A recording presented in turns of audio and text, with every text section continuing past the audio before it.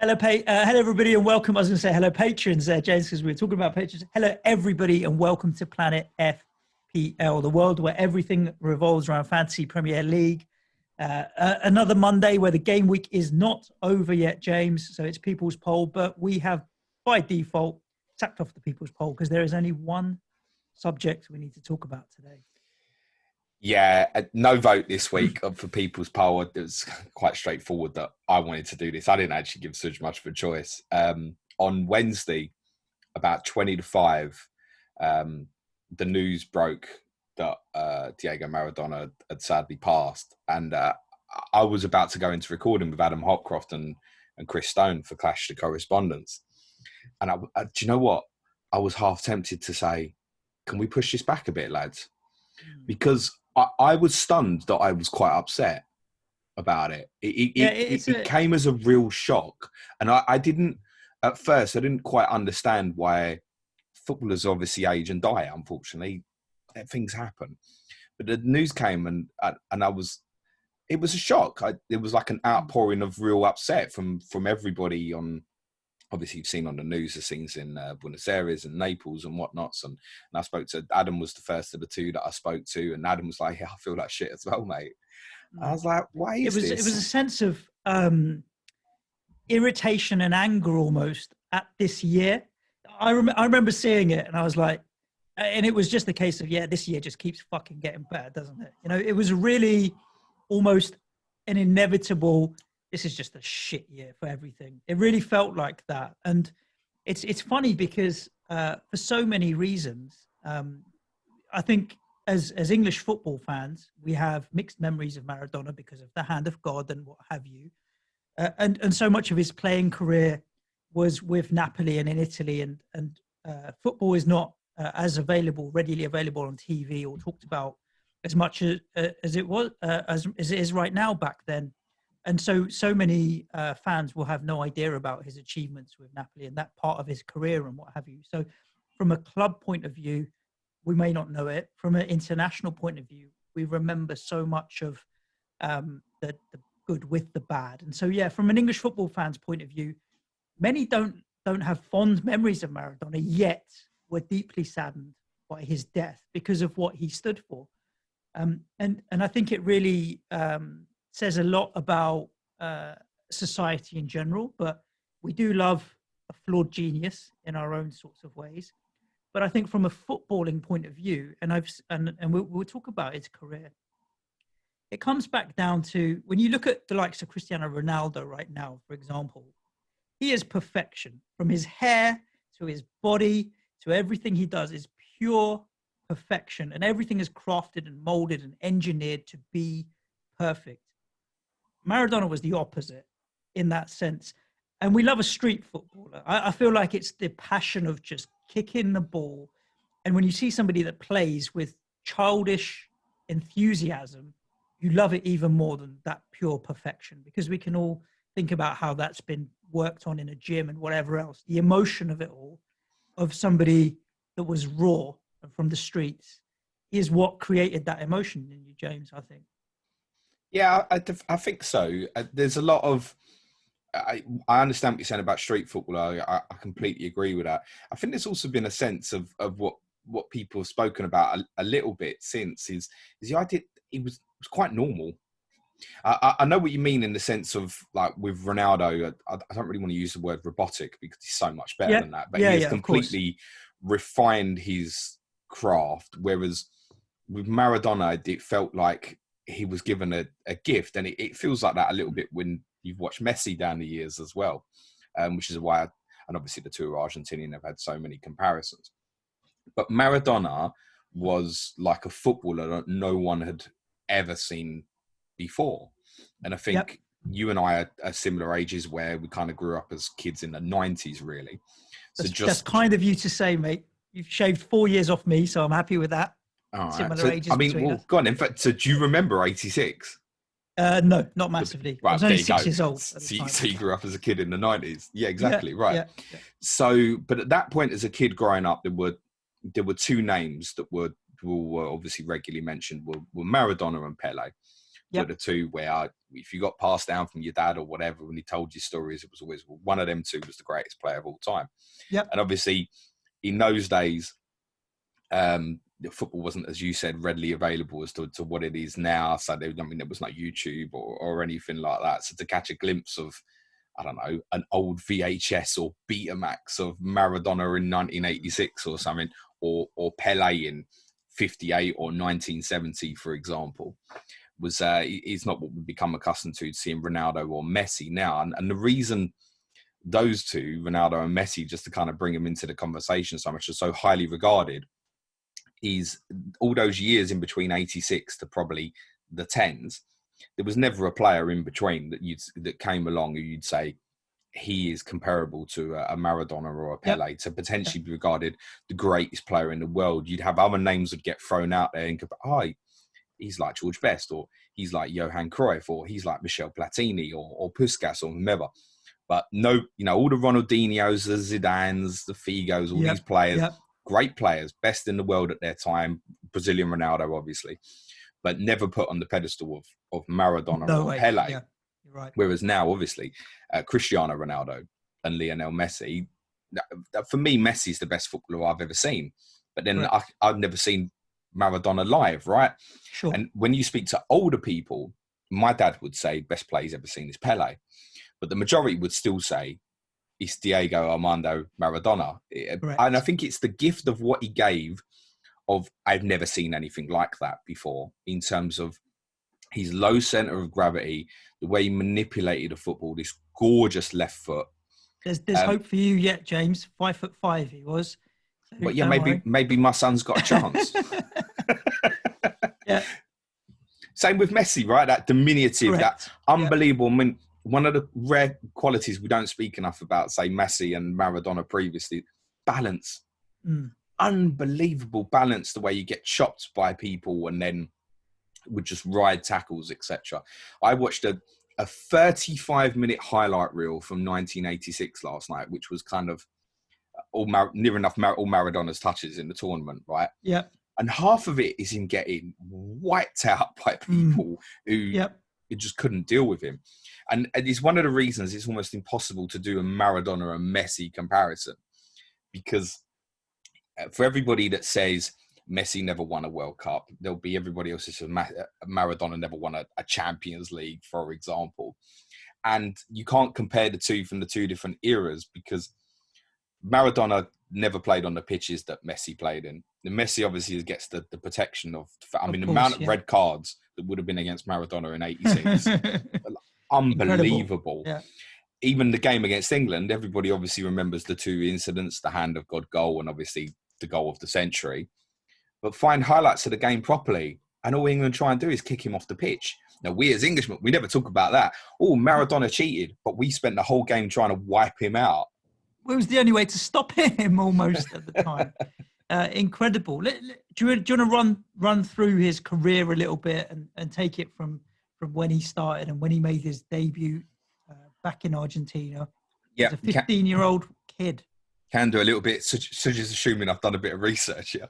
Oh, I've done a little bit. So, we'll do a little bit. The first thing to say is he made his debut for Argentina when he was 16. Yes. Which is staggering in itself. Good afternoon, Wayne Rooney. Hope you're well at Derby County. But obviously came through at Argentinos Juniors. Yeah. Was the team he played for in Argentina for 5 years. He got them to second, and they're not by any means the biggest club in Argentina, not considered a huge name. He was left out in the World Cup squad in 1978. The coach at the time just felt he wasn't quite ready or old enough. From what I could see, there was a lot of outrage about that a lot of people wanted him to go. Yeah, and how many cups did he represent Argentina in the end? If you're going to... I don't know how many Copa Americas he played in. World Cups. So World Cups he would have played in 4. 4. And so it would have been 5 had he gone... Or 3.5. Well, yeah. We're gonna glaze over any of the dodgy stuff with our friend. But a 17 to go to a World Cup, Was he doing a Theo Walcott? Good. I was going to say good afternoon. Theo Walcott was obviously only 16. Yeah. Worth saying Theo Walcott never got on the pitch. I think if True. Maradona had been named in that 1978 squad, he probably would have got onto the pitch. Argentina obviously did go on to win the tournament in their own country. I don't know if you know this, Suj, but before he moved to Boca Juniors in 1981, there was one club in England that very nearly bought Maradona. Do you know who it is? It's going to be someone like Nottingham Forest or something weird like that. Well, I mean, Nottingham Forest at the time were obviously a very good team. They'd won the European Cup in 1978, 1979. Sheffield United bid £160,000 for Diego Maradona. Yeah. In the 80s, that's a very. I think 1980. I think. What year did he move to Barca? 83. He moved to Barca in 82, but before that, he spent obviously a season at Boca Juniors. Okay, so fair play, because when he moved to Barca, it was for $5 million, wasn't it? The Boca Juniors. So 160 grand at the time. Yeah, Sheffield United was still being cheap. Well, Trevor Francis was the first £1 million player, I think, in '79, and that's the money that Maradona moved from Argentinos Juniors to Boca Juniors. Okay. Obviously, went to Boca, won the league title with them, and then they got a 500% increase on their outlay, and it was inevitable, as is always the case with players from Argentina, Brazil, South America. If they become elite, they will go to Europe eventually. And you'd obviously had back in '78, Tottenham bought Osvaldo Ardiles and Ricardo Villa from the '78 winning World Cup team. So, it wasn't becoming uncommon that South Americans would come over to Europe. He went to Barcelona, and he won the Copa del Rey in 1983, the Copa de Liga in 1983, and the Super Copa in 1983 as well. But no Primera Liga, finished seconds to Real Madrid.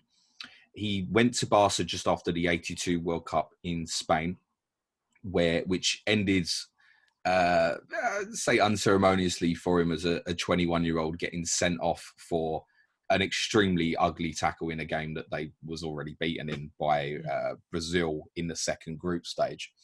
He'd effectively been kicked off the pitch. It was kind of a cute story in comparison to Pele. So Pele was absolutely kicked out of the 1966 World Cup, having previously suffered injuries when they won the tournament in '62.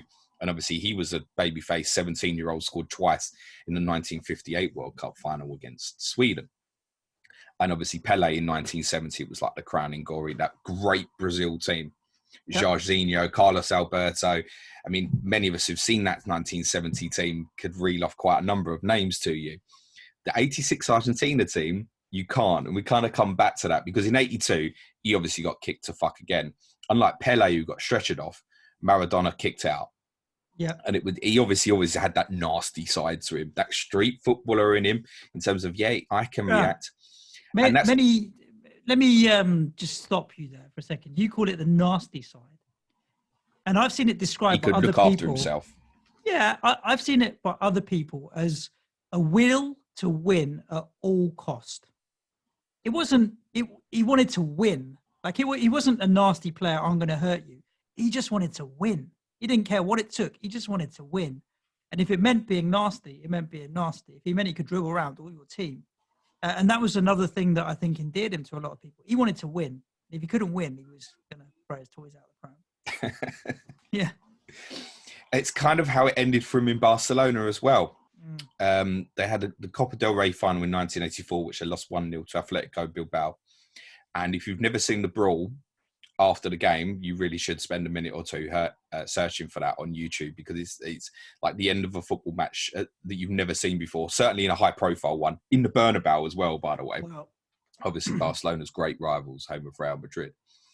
But it was kind of in retaliation to, he'd suffered, he broke his ankle in a challenge by Goicoechea, Athletic Bilbao midfielder, earlier, and Maradona had missed 3 months, which it was the only time he really missed a period like that because of injury, really, until obviously very late in his career, certainly in his prime anyway. So there was a lot of heated aggression around that match anyway. Maradona suffered racist chants during the game as well from the Bilbao fans, and it went off at the end. And unfortunately, at the end, it was better for everybody to move him out the club. There was rumours of off-the-field stuff going on, which we won't go into in this podcast. I think they're obviously well documented. And he ended up in Naples, which I could only compare it to. Napoli is a sizable football club, but had never had success in terms of winning a Serie A title. But a sizable football club, very well supported. It's not like he went and played for somebody you'd never heard of. But all the success of the Italian clubs was in the north of Italy and central Italy. And Napoli in the south, they were kind of considered, the whole idea of, were kind of like the paupers of Italy, the poor man's relations. People there earn less money than in the north, for example. And there was a little bit of that in terms of the relation to Argentina being the poor against perhaps the glamour of Brazil to a certain extent, and then obviously playing against England because of what happened in the Falklands, etc. And he obviously took them to heights that they'd never reached before. We're talking about an incredible solo individual performance over 5-6 seasons. One thing I did see about Maradona was that he was the first Barcelona player to get a standing ovation at the Santiago Bernabeu. Only two other players have had that since. I think Ronaldinho and Andreas Iniesta. Iniesta was a lot because of his achievements with Spain. Yep, yeah, no doubt. So it says a lot because we know about the fierce rivalry between the two clubs. So for him to be able to achieve that, he must have been some football player at the time. And then broke to move to Napoli. He was the first player to break the world transfer record twice. He'd done that obviously from moving from Boca to Barcelona to Napoli. He did it again. I forget the exact amount he moved to. 6.5 million, I think. Yeah. So obviously still at the height of his power. I was trying to think about what the equivalent now would be, because the season before he joined Napoli, they'd finished 12th in Serie A. So I'm just trying to think about that. Is that the equivalent I'll of give you Messi joining Newcastle? That's exactly what I was going to say, but not now. Not even now. I'm talking about Messi joining Newcastle back in, say, 2013 or 14 or something, mate. That's what it would have been like as a comparison. Because listen, we don't know. Newcastle might fall into a lot of money in the next year or two, and actually, you never know, right? Yeah. But we're talking about prime of his career. Obviously, he hasn't won the World Cup in '86. Then it would have been when he moved to Napoli, like 23, I think. And it was more common then for a club like that to be able to get a player like that, whereas Newcastle would not have bought Lionel Messi in 2014, for example. Sure. But in terms of size of club, I think, yes, that's a fair comparison, Newcastle and Napoli, in terms of size of club. Newcastle haven't won a league for 65 years or whatever, right? But have always been decent, right? Always got huge crowds, etc. I can see the comparison there.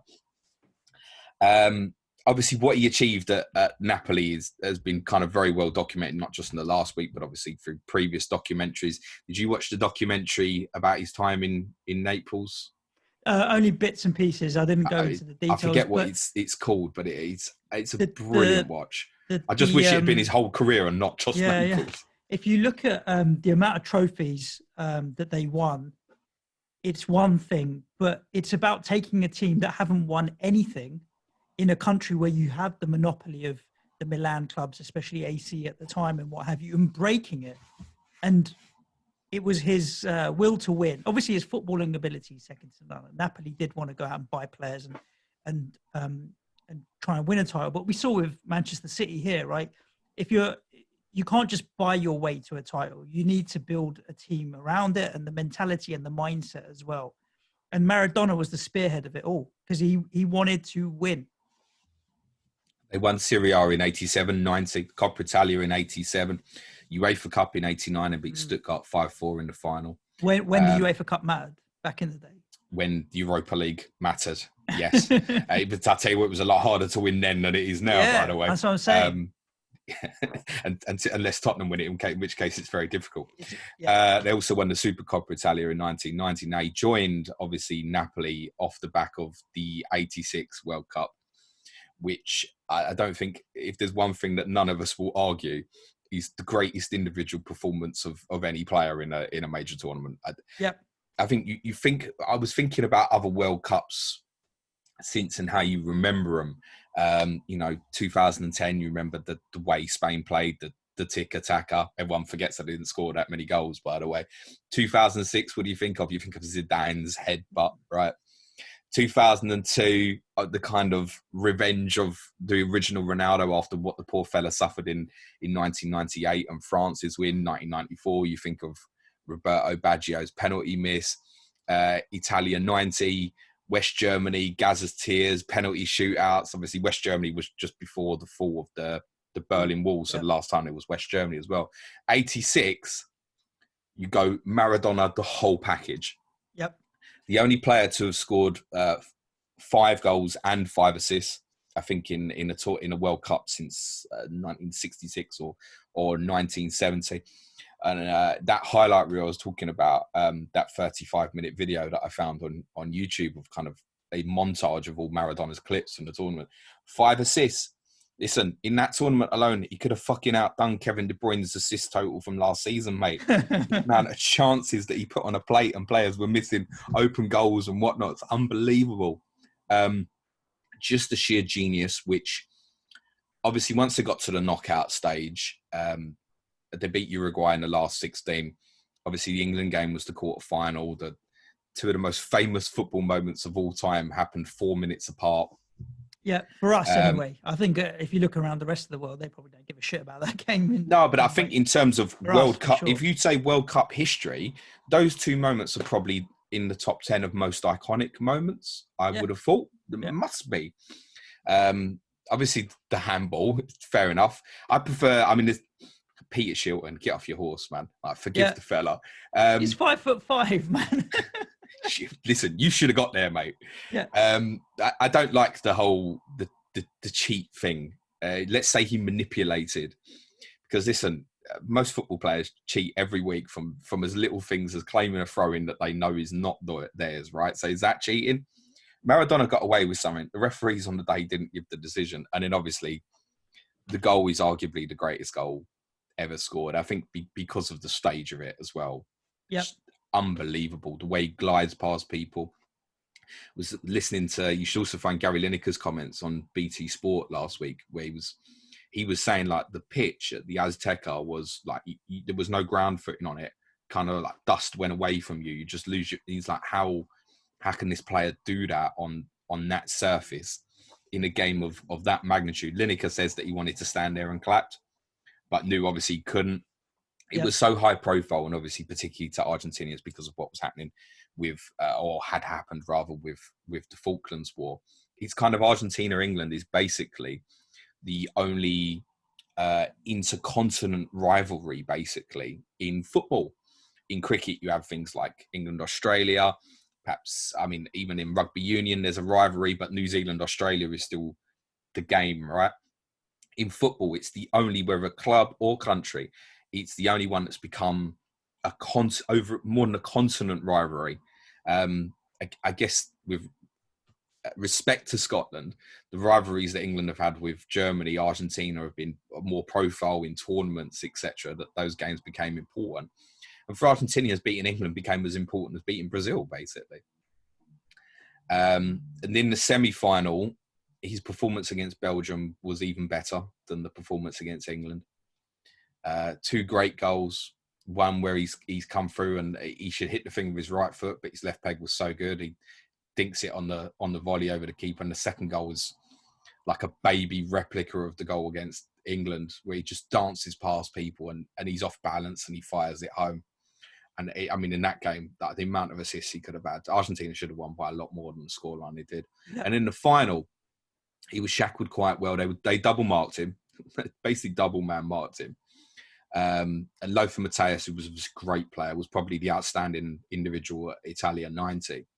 Stayed very close to him. And Maradona didn't have the impact in the game that he had in the quarterfinal and the semi-final. But once Germany got back to 2-2, Germany thought they could win it, and they forgot about him for a sec. And he played the defence splitting pass, which Argentina went on to score from and win 3-2. As I said, the most iconic World Cup performance. I don't think that'll ever be topped, mate. In terms of iconic individual World Cup performance, never be topped, I don't think. Yeah. It's hard to argue with that. It's hard to argue with that. One of the goals I really love because he obviously went to Napoli after that. One of my favourite goals is worth looking for. I think it's in the 86-87 season. There's a goal against Juventus, who they were kind of going back and forth with for the title. They had an indirect free kick just to the right inside the box. He's probably about, I don't know, 15 yards from goal on the angle. How many times do you see, I heard it over the weekend, people saying it about something, he's too close to get it up and down over the wall from outside the box. Yeah. Indirect free kick in the box.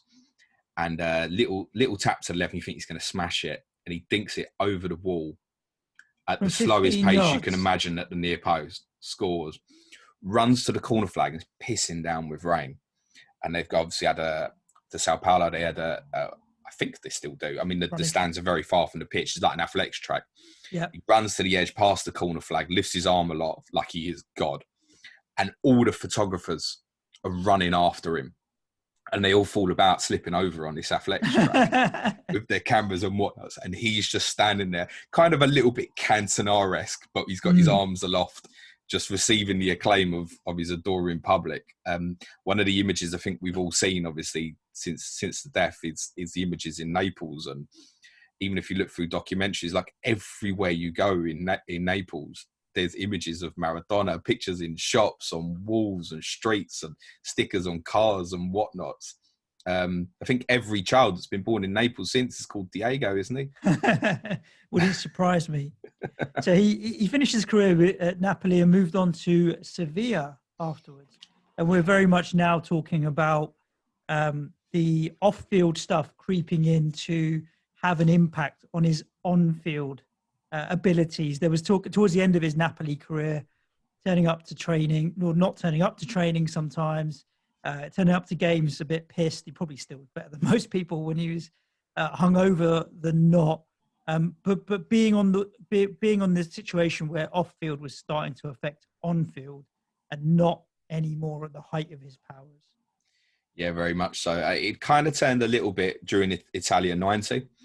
Because obviously, just by a quirk of fate, Argentina struggled in the group stage, ended up finishing third in the group, which obviously they were never meant to. But it was a 2014 tournament, like the European Championship now. Argentina went through as one of the best third place teams. Beat Brazil in the last 16. Brilliant right-footed assist by Maradona for Claudio Caniggia. And they beat Yugoslavia on penalties in the quarterfinals. And Maradona missed one of the tamest penalties you will ever see. It's awful. In the semi-final, they obviously played Italy in Naples.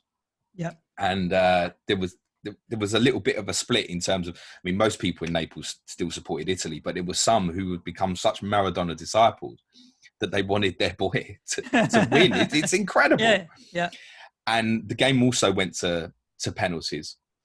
And Maradona took exactly the same penalty against Italy that he took against Yugoslavia. He rolled it in exactly the same place. This time the keeper went the wrong way.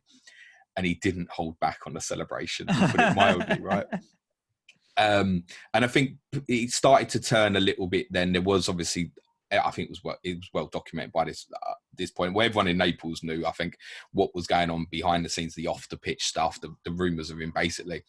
They'd play on a Sunday and he'd just go and party till Wednesday. And then from Thursday to the next game, because invariably then it was only one game a week, he trained like a fucking animal, right? Yeah. To obviously recover. There was one game where they were meant to play in Russia, and obviously it was a midweek game, which was obviously a real problem for Maradona, and he didn't want to go, right? Put it this way, he wasn't in the state to go, but he ended up flying to Russia by himself. Huh. It was slowly unraveling and falling apart, basically. And then he failed the test after a game against Bari in 1991, and that would prove to be his last game for Napoli. Banned for over a year. Obviously, then moved to Seville in 1993. I think he only played 25 times in the league for Seville. But like with Napoli, Maradona, being Maradona, thought he was going to go there and win the title. And similar with, to be honest, Seville, you could say similar sized club, quite well supported, never done anything particularly major in La Liga. didn't quite work out their way. Seville fans would probably tell you of one very iconic performance when they beat Real Madrid, but these moments were quite fleeting. It was clear that Maradona was not the player of 86 or even 89 or 90 anymore, but still had all the majesty about his display. The dribbling, particularly the passing, was becoming even more evident as he begins to slow down. He was obviously a player that, I mean, we've seen all the pictures since he retired, was how his weight ballooned, right? Yeah, he really did. As you kind of said at the start with Cristiano Ronaldo, like, even you look back at 86 and you go, he's got a bit of baby fat, hasn't he?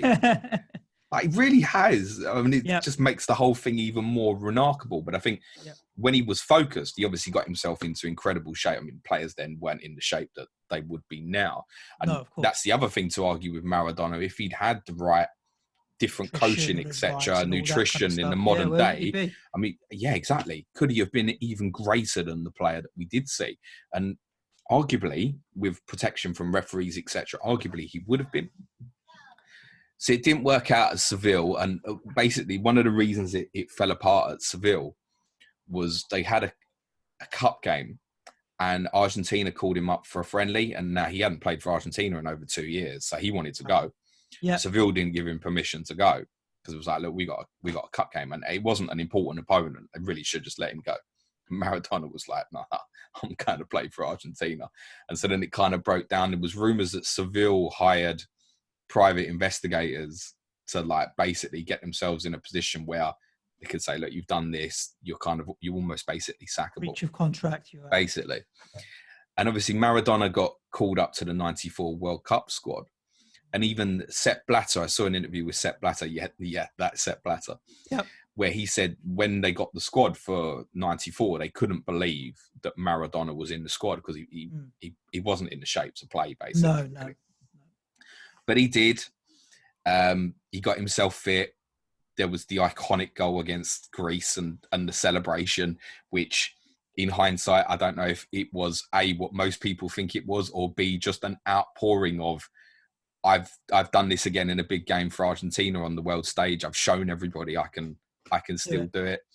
There's a lovely story about the Nigeria game where obviously afterwards he failed the test again. Yes. There's a lovely story that one of the Argentinian players says about the Nigeria game where I think it was maybe Ferreira, I can't remember, but he told the story that Argentina were worried about Nigeria. They were a really good team. I think they went on to win the Olympics in 96, didn't they? Right. And I think they'd performed quite well in African tournaments. And obviously off the back of Cameroon in 1990, people weren't taking African teams for granted anymore. Nigeria had the likes of Daniel Amakashi, JJ Okocha must have been part of that team. Finidi George, they were a good team, right? And Argentina were worried. And in the tunnel before the game, Maradona goes up to all the Nigerian players individually. He knows them all by name. And gives them like cuddles. He's like, I really rate you as a player, etc. It's honor to play against you and all that. And all the Nigerians are stunned. It's basically the first time ever Maradona's played for Argentina and not been kicked off the pitch. Yeah. Because they were like, oh, we like this guy, he's our friend. He's all right now. We don't want to hurt him. And Argentina beat them 2-1. But then that was obviously it. He failed the test afterwards. And to be honest, the rest of his career after that, it's a non-event story, what happened afterwards, basically. It's very, I know we talked about Napoli and he did achieve a lot in his career. You could tell it was almost in an era where he had more joy, pride playing for his country than anything else. In an age now where quite often getting called up for international duties is a chore. For him, Argentina was it, right? That was going into battle. I mean, you only have to look at, some of his behaviour at World Cup tournaments this decade or the decade that's just gone. From the one-fingered salutes to the dance with, I think it was the Nigerian president, maybe. There was definitely a package that was passed to him in plain sight during one World Cup game. You can see how passionate he is about it. Obviously, he's a huge Boca Juniors fan. And I think that's one of the relatable characteristics about him is you see him in the stand now and you think, everything you achieved, you don't sit there like you're someone important. I mean, he is obviously someone important and he knows that, but he goes and he's there and he's chanting with them and some everything. Of the, I mean, his antics as a manager, which we wouldn't touch on this pod, but you can easily, if you're looking on YouTube and what have you, and I know Netflix have really pushing their documentary at the moment, Maradona in Mexico. I just watched another series on Netflix called Queen of the South, which is about the drug business in Sinaloa, where he was a manager. It's no surprise there's some involvement with cartel stuff going on there, but the passion with which he was a manager is mad. It was football, eat, sleep, drink, football. That was it. There was, of course, obviously after Seville, he went back to Argentina, but there was one other club that he played for in England for one night. It was the mighty Tottenham Hotspur. Yes, my dad was there and I kind of wish that I was. I mean, why he wasn't taking mum to bed a few years earlier, I'm not quite sure in hindsight, because we'd love to have seen that, Dad. He played in the testimonial for Ozzy Ardiles before, unbelievably, the 1986 World Cup, and him and Hoddle that night. You can find clips on YouTube. They're like their own party pieces. It's interesting seeing Maradona ghost past Hoddle in that World Cup quarterfinal only a month later. The rumour is as well, when Spurs bought Klinsmann in 94, which is obviously after it broke down in Seville, that Ardiles was manager and tried to sign him for Tottenham as well. But by that point, he wanted to go back to Argentina, which is completely understandable. We went to Newell's Old Boys, played 5 times for them, and then went back home essentially and played for Boca Juniors again. But you'd have to imagine if Maradona had joined Tottenham in 94. We had the famous 5 up front of Dumitrescu, Barnby, and Sheringham and Klinsmann. What would Ardiles have done if he got hold of Maradona as well? Would it have been the sexy 6? What would it have been? Would you have gone from 4 3s to 6 5s or something like that? Ridiculous. To be honest, I think we would have lost even more games by that point in Maradona's career. But yeah, it's. I mean, I'd say it's a shame that he never played over here. Would be under so many great players who obviously haven't played in the Premier League. But yes, with Sheffield United, and then later on, obviously, right at the end of his career with Tottenham, twice it did nearly happen. Yeah.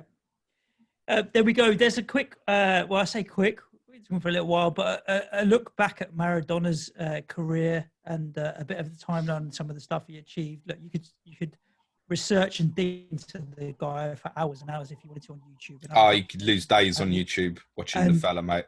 And it wouldn't be wasted, mate. I just think if you're a football fan and you enjoy watching someone with a passion for the game, unbelievable ability. And 60 is just no age, man. To be honest, a lot of it as well, not just the on-field stuff, but the off-field stuff. Like Gaza tells a wonderful story about when when Maradona went to Seville. One of the ideas with Seville was to obviously make Seville a world name, and you bought the most famous player in the world. And Seville went globetrotting, playing loads of different teams. And they played a friendly at home to Lazio. And Lazio were trying to do similar because they just bought Gascoigne. Yep. So they had a friendly, and Gaza had also been on a bender. Rocks up in Seville. I think he got a flight by himself. He didn't go with the team or something. It was a friendly, and they're in the tunnel. And Gaza turns to Maradona, and he's like, Diego. I think he spoke to him in Italian because, as Gaza said, he couldn't speak Spanish and he couldn't speak English either. So he spoke to Maradona in Italian, and he's like, Diego, I'm pissed. And Maradona goes, "Don't worry, Paul. So am I." And then they were the 2 best players on the pitch it's an exhibition match, but Gaza scored a wonderful goal. I think Maradona hit the bar from about 25 yards. There's a brilliant one I saw was highlights from Copa America in 1989, which actually ended with a group stage. Argentina finished 3rd of 4 teams. I found this amazing clip earlier of Maradona hitting the bar from the halfway line, but it wasn't like Rooney's chip goal against Beckham's. Sorry, it's a better example. Beckham's chip goal against Wimbledon, or Rooney's lofted volley against West Ham, or his chip against West Ham for Everton. He's hit this thing like dynamite from about 55 yards, and it hits the bar so flush it bounces back outside the penalty area. Wow. Abe is an incredible footballer. You could find so much unseen footage of Maradona, just delving into obviously the stories that people have told about him, and obviously the amazing feats on a football pitch. Is he the greatest of all time? is not an answer that personally I can answer because I never saw Of him course. live to be able to Different judge eras, that. different generations. Very And difficult. the comparison is so even, to be honest, from Maradona to Mele, from Maradona to Pele, even from 70 to 86 is a 16-year spread. There's so many people now trying to compare, say, Maradona to Messi 35 years on. It's actually impossible. The reality is enjoy the greatness of what exactly they both are. the conversation about the greatest of all time will go on for another 50 years. Whether or not people pick Maradona as the greatest, I can guarantee you that he will always be in the conversation as one of the names that gets 100%. And there we go. Do spend the time looking into a little bit of Maradona if you fill in the hours. And yeah, we appreciate you joining us on this Monday show. Tomorrow we'll be back at you with a full rundown of all of the game week 10 fixtures, as well as a look at FPL and our rundown of our teams and what have you with a regular podcast. So wherever you're listening to the show, subscribe, hit the notification bell, and all of that other good stuff. Tomorrow is a new month, James. It is. It'd be a good time for people to sign up to Patreon because they get the whole month's bang for their buck. If you want more podcasts from us, then head over to patreon.com/Planet FPL. You'll find out all the additional benefits that you can have, a Slack channel, and so on and so on and so on. I'm gonna tempt fate because Suj hasn't seen the schedule I've come up with yet. But 46 podcasts in December, I believe. How many? 46. I'm not feeling very well. No, I know that doesn't include my deadline streams. Guys, stay safe wherever you are, as always, and ciao for now. Thanks, everyone. Diego, cue music, please, man, child.